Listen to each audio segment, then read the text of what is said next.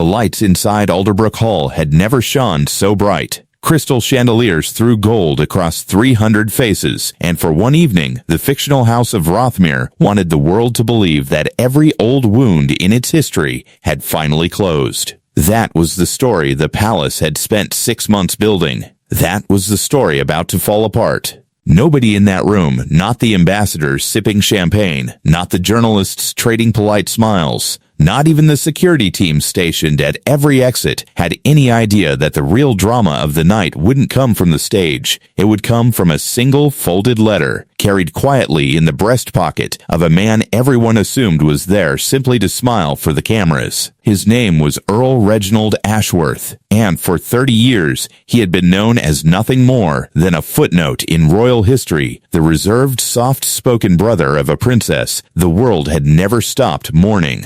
That princess in this story was called Duchess Rosalind of Faircliff, a woman whose death 2 decades earlier had left behind a legacy that powerful people had spent years trying to quietly. 3 weeks before the gala, a curious detail had leaked to the press carefully, deliberately, the way real secrets almost never do. According to the story, the Faircliff family was finally prepared to hand over what remained of Duchess Rosalind's personal effects, her letters, her private journals, the handwritten notes she'd kept during the final years of her life. The framing was warm and reassuring. Healing, unity, a family, at last, putting old grievances to rest. To anyone reading the headlines, it looked like the natural end of a long and painful chapter. The current monarch, King Alaric, would preside over the gala as a gesture of reconciliation. His wife, Queen Miriam, would stand beside him, wearing jewels that had once belonged to earlier generations of the family, a visual reminder, carefully chosen, that continuity mattered more than controversy. It was, on paper, a perfectly built narrative, and that was precisely the problem. Perfectly built narratives are usually the ones somebody worked hardest to construct, and the harder a story is built, the more it tends to hide what's happening underneath it. Because the truth was that nothing about the Unity story was accurate. Earl Ashworth had no intention of handing his sister's private writings to the palace's archivists, and he certainly had no intention of letting a public relations team decide which parts of her history were flattering enough to keep. What almost nobody knew, not the guests, not the reporters, not even most of the royal household, was that Ashworth and Duchess Rosalind's elder son, Prince Julian, had spent the better part of a year building something entirely different behind the scenes. To understand what Ashworth carried in his pocket that night, you have to go back more than 20 years to the quiet, unglamorous paperwork of Duchess Rosalind's divorce settlement. At the time, the entire country had been fixated on the same handful of questions. Would she keep her royal title? Would she retain use of certain residences? How would the settlement affect the line of succession, if at all? Lawyers on both sides spent months negotiating those points down to the last clause, and the press covered every development like a prize fight. But while all of that noise filled the newspapers, Rosalind's own legal team had quietly inserted something else into the settlement, a clause so unremarkable looking that it barely earned a mention in any of the coverage. It granted her and her chosen heirs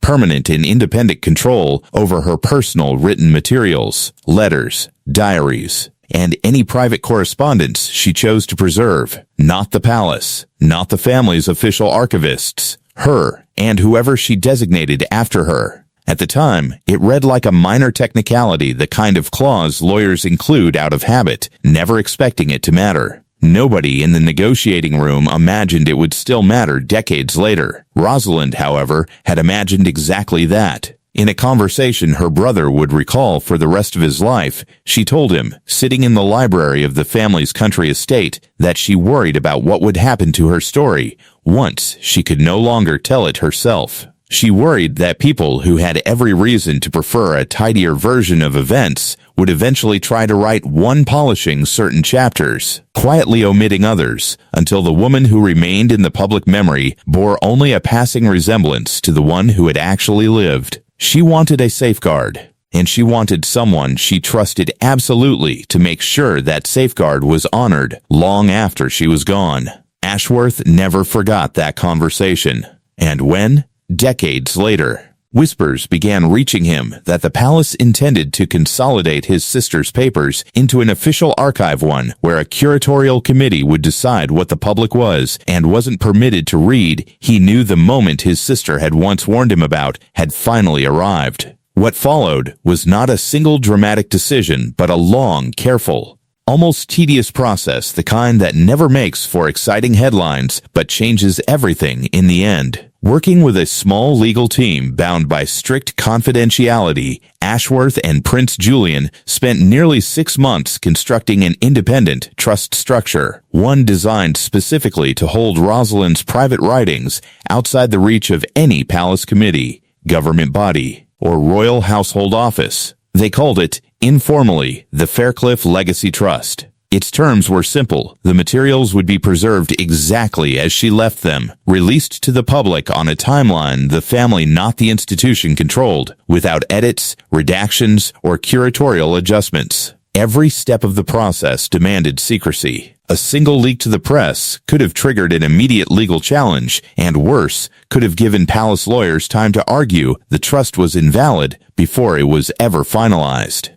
So the work happened quietly, late-night calls, meetings in private studies rather than official offices, documents drafted under code names that meant nothing to anyone outside the small circle involved. Meanwhile, the public story kept moving in the opposite direction. Reports of the coming handover gained momentum. Commentators speculated about which items might finally be revealed and how the palace intended to present them. Nobody questioned the story, because nobody had any reason to. It was, after all, exactly the kind of story people expected: polished, plausible, and reassuring. That was rather the point. By the time guests began arriving at Alderbrook Hall, the trust had already been signed, sealed, and registered with the High Court weeks earlier.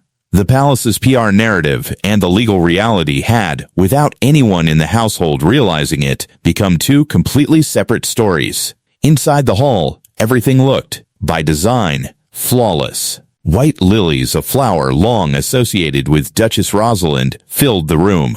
Queen Miriam wore a set of emeralds that had once belonged to an earlier generation of royal women, a deliberate visual echo meant to suggest continuity and quiet strength. Advisors had spent months choosing camera angles, lighting, even the order in which guests would be seated, all in service of a single impression that the monarchy had absorbed its old controversies and emerged steadier than ever. Prince Julian sat near the front, outwardly composed, saying little. To the guests around him, he seemed almost detached from the celebration, a young man simply going through the motions of a ceremonial evening. What none of them could see was the quiet concentration behind his stillness. He and Ashworth had rehearsed this moment more times than either of them could count.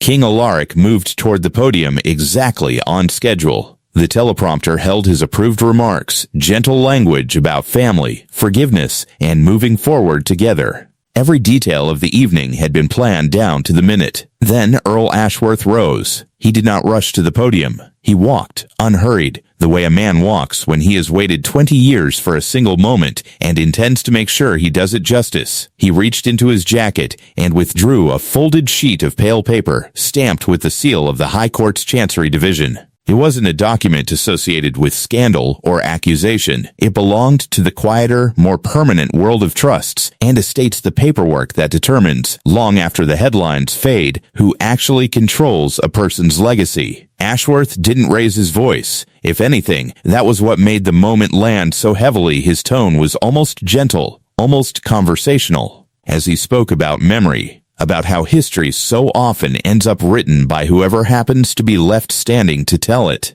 about how painful stories get smoothed over time, softened at the edges, until the person at their center becomes unrecognizable even to those who loved her. Then he spoke about his sister not as a public figure, not as a symbol, but as a woman who used to sit up late writing in a plain notebook, recording thoughts that were never meant for a curator's approval. And then came the announcement. Every letter, every private diary entry, every piece of handwritten correspondence Duchess Rosalind had left behind was, as of that afternoon, held in an independent trust beyond palace control, overseen not by household officials, but by her own sons. The materials, he explained, would be released to the public exactly as she had written them.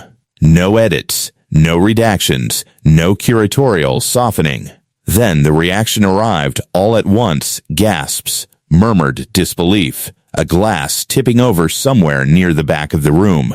Reporters who had come expecting a routine evening of polite applause suddenly found themselves in the middle of the biggest story of their careers, and the scramble to reach a phone, a laptop, anything with a signal briefly overwhelmed the hall's carefully managed order. Queen Miriam, for her part, said nothing. She didn't need to. Her expression told its own story, the recognition, arriving all at once, that whatever had just been announced was no longer a matter anyone could quietly negotiate away. In the days that followed, as the first entries from Duchess Rosalind's private journals were released under the terms of the trust, the public began to understand exactly why Earl Ashworth had gone to such lengths to protect them. In one entry, written years before her death, Rosalind described a quiet fear that had followed her for most of her adult life, not a fear of scandal, but a fear of erasure. She wrote about sensing, even then, that certain people around her preferred a simpler, tidier version of her story, one with fewer contradictions, fewer inconvenient truths, and considerably less agency than she actually possessed. She worried that after she was gone, that simpler version would quietly become the official one. She wasn't wrong to worry. But because of a decision made decades earlier, one buried inside a settlement nobody thought to scrutinize, kept alive by a brother who never stopped taking her seriously, that simpler version never got the chance to become the only one. In the weeks that followed the gala, commentators debated endlessly what Earl Ashworth's choice would mean for the institution he'd embarrassed so publicly. Some called it an act of long overdue justice. Others accused him of turning a private family matter into a spectacle. Both readings, in their own way, missed the simplest truth of what had happened. Ashworth hadn't set out to embarrass anyone. He'd set out to keep a promise made in a quiet library 20 years earlier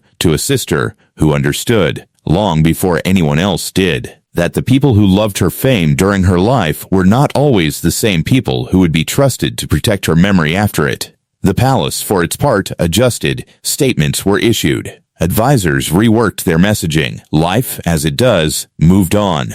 But something had shifted permanently in how the public understood the family at the center of the story, a quiet reminder that even the most carefully managed narratives can crack, given enough time, the right document, and one person who never stopped remembering a promise. And somewhere, in the pages of a notebook that had finally been allowed to speak for itself, Duchess Rosalind's own words were at last exactly what she'd always wanted them to be, hers.